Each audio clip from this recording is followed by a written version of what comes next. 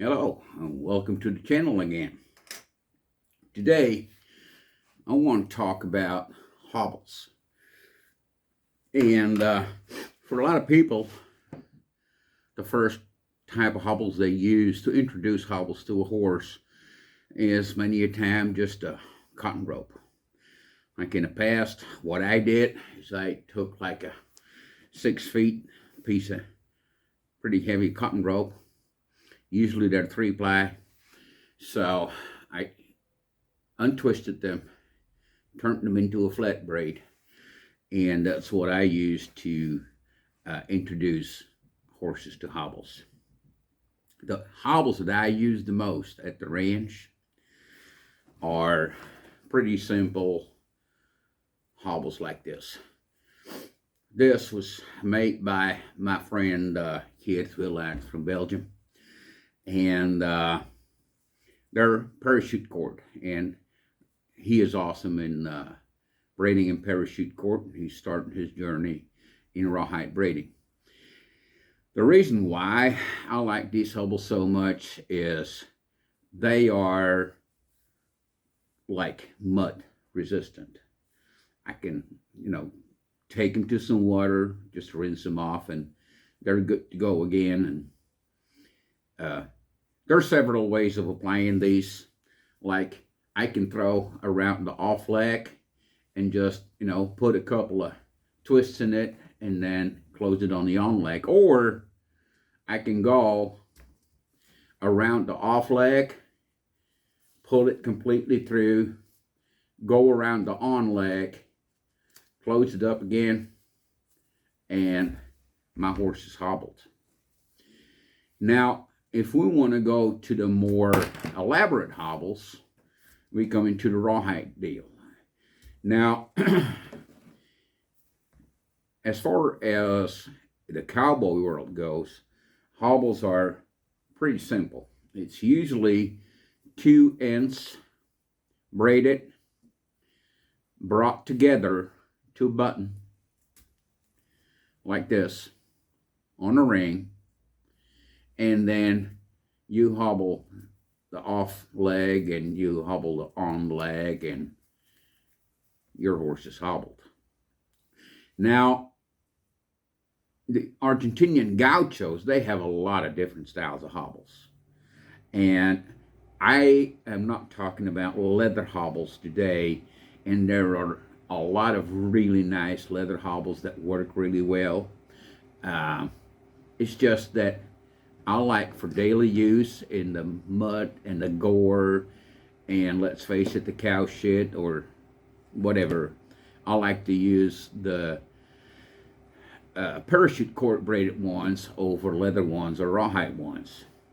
I pretty much only use my rawhide ones if the weather is real nice, or when I'm at a horse show and I don't have to be in mud and gore and what have you.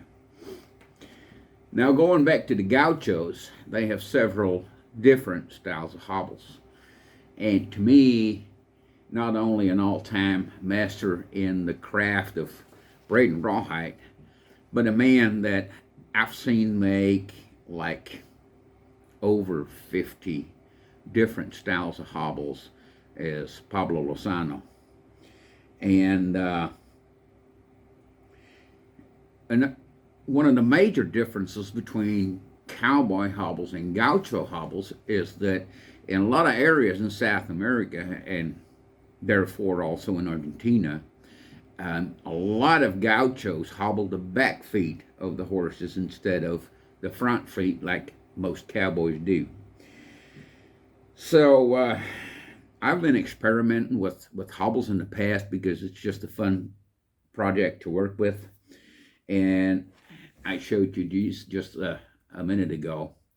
And they are just 8-plate rawhide, one long continuous string, and then you put your buttons on and you're good to go. I did this one a little different. It's got a really nice Argentinian ring that I used. But for these hobbles, I used the Trenza Patria, which is a typical braid for the gauchos, but it's a very nice doubled up flat braid.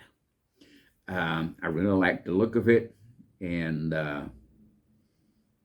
just like working with the Transapatria, which is a braid that we see more and more used by braiders in the U.S. too. Now, another thing that the Gauchos are known for is their softened rawhide, which is you take a strip of rawhide, and I found out that if you work with a rawhide from a limed hide, it doesn't work as good as if you work with a scraped hide. So in other words, if you did not use any chemicals to get the hair off your hide. So they cut it in a big strip. They roll it up like almost like an ice cream cone.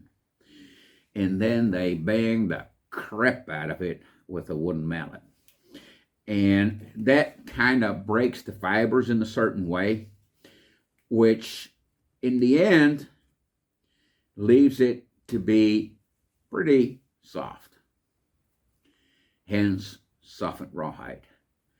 And what I did here is I just, at the softened rawhide, put like a 12-split etch braid around it, some buttons on there, and I really like the feel of these hobbles. You got a little bit wider surface on the horse's leg if you got a horse that is not totally hobble broke yet. Same here, although I did not use any softened rawhide on this one. I did it with just like harness leather, or I should say oak tan leather, which here is a little different. So I started braiding these two rawhide pieces, and then got the leather over it, punched a hole in there, put it through, then later put the button on here. So it's kind of a neat technique to use on hobbles, but you can use it on even like a headstall or something if you would choose to do so. Another thing that the Gauchos do a lot is not wear a ring. So you got a long piece of leather, and you just braid rawhide and cover it all up with a long button, and you got, of course, your smaller buttons here, and again you got your hobbles with a wider surface on the horse's leg.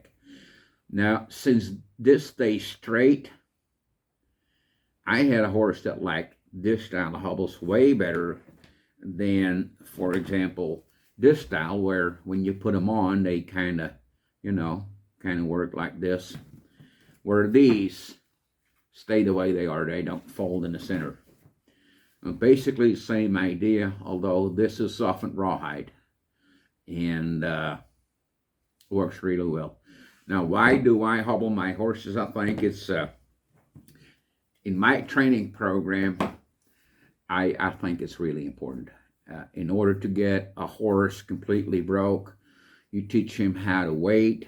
Of course, you introduce your hobbles gradually, and you give the horse a time to process it all. But if you're like riding a circle, or you're checking fence and you see something's wrong, you can get off your horse and hobble him, and go do whatever you need to go do on foot. When you're done, you unhobble the horse and you ride on. Or if you show, for example, in the ranch trail, if you show in row mill reins are pretty expensive. So what a lot of people do is either make sure they have a lead tied around the horse's neck, be it, piece of nylon rope or piece of horsehair rope, or they will just loop their reins around the saddle horn and put on the hobbles. Now, in a showing situation, you're allowed to use hobbles if you have to do like a ground tie or whatever comes up in a pattern. So that's not a problem. But if it's going to take a day and a half for you to put hobbles on and a day and a half for you to take the hobbles off, that judge is not going to be terribly amused with that. So either you make sure you got everything set up before you go in the pen, like you undo, wrap it around the off leg, wrap it around the on leg, and do whatever it is you need to do. Or you can even go for this, where you throw it around the off leg, just put a twist in there and close it, and you're done. It doesn't have to take more than, what, 15 seconds?